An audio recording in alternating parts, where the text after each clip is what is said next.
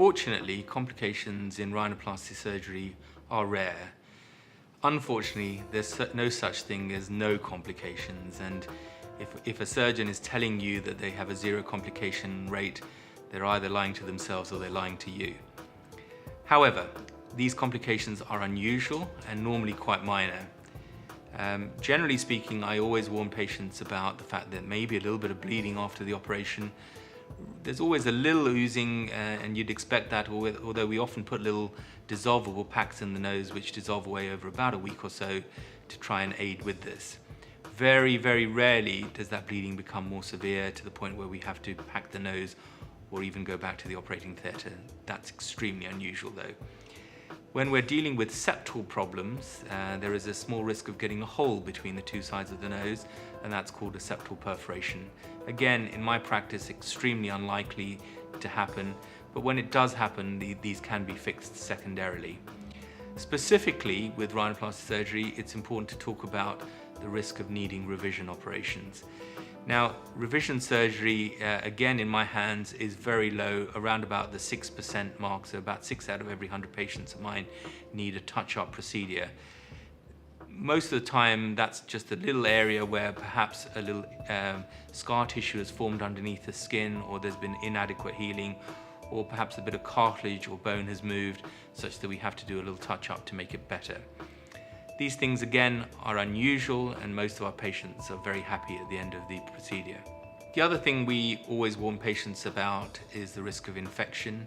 Again, extremely unlikely. You may need to have antibiotics both during the surgery and perhaps after the surgery, particularly if the operation's been complicated and we've required, for example, cartilage grafts taken from either within the nose or on occasions from the ear or even the rib as part of the reconstructive process, in which case a course of antibiotics normally will solve any problems with infection into the long term. One of the other things we always counsel our patients about is the fact that you may be dissatisfied after the surgery. Now, we spend a lot of time with our patients ahead of the operation, so that we're going to try and minimize that. We use a digital imaging process to show our patients what they potentially will look like, although of course there can be no guarantees of this. In summary, I think the risks in rhinoplasty surgery are very small and generally very rare.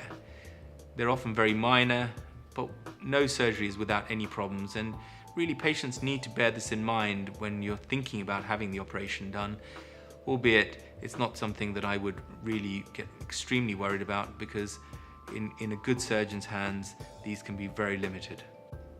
We do have to warn patients about complications, but they are incredibly rare, particularly under our really expert care. I make sure that we only operate in the very best hospital facilities where you'll be extremely well looked after. I only work with the best consultant anaesthetists, normally working in teaching hospitals regularly with me, and people who I would trust to put me to sleep.